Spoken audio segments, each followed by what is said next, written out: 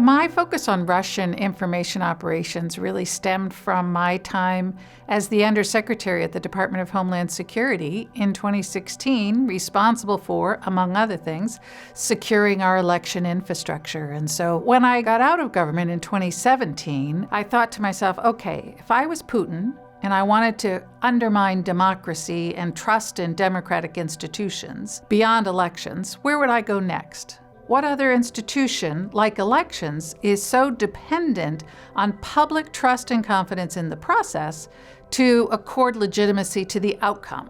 And I, as a lawyer by training, immediately thought about the justice system. The piece that I wrote looked at India's revocation of Kashmir's special status. India had given Kashmir the special status from 1947. It was something that was enshrined within the Constitution, and this move by Prime Minister Modi's government was seen as a pretty bold one, going across this historic norm within India and opening the door for other such actions to be taken as well. Well, we had been working on various aspects of Iran's military capabilities, including the growing tension between the United States and Iran, as well as some of the U.S. partners, including Saudi Arabia. That's what led us to looking at what kinds of capabilities Iran had and what kind of threat they possessed to Saudi Arabia, and on the Saudi side, what the vulnerabilities were in Saudi critical infrastructure. We started looking, thinking we were getting out ahead of something, and as we started looking, we found lots of evidence that indeed Russia's information operations were targeting public trust and confidence in particularly the independence and impartiality of our justice system. And this is, I believe, a primary goal of their broad disinformation campaign, is to get Americans to conclude that democracy is corrupt and broken and to disengage.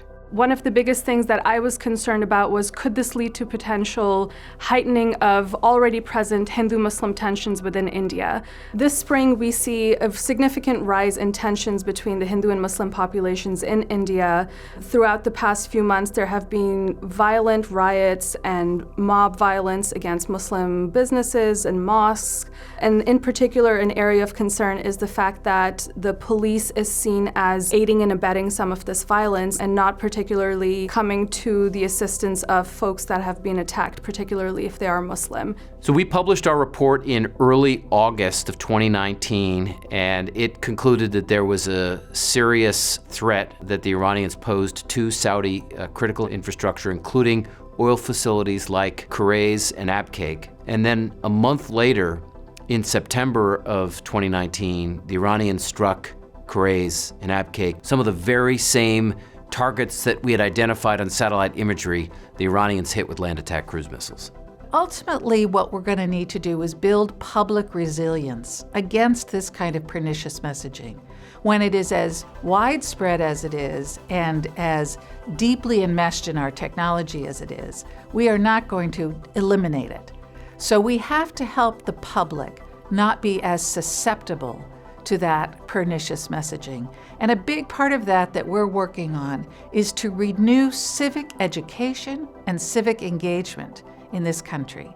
Something that I will be continuing to follow is just the trajectory of violence within India, seeing if there is any escalation in the tensions, and seeing, frankly, what the government response is as well. Another area that I'll be watching closely is what the response is within the Muslim community in South Asia more generally to this violence. What is happening in India right now is providing only more fuel to narratives that might lead to some sort of extremist violence against India. So one of the things we're looking at is where and how are the Iranians likely to respond against the United States because of the January 2020 assassination of Qasem Soleimani.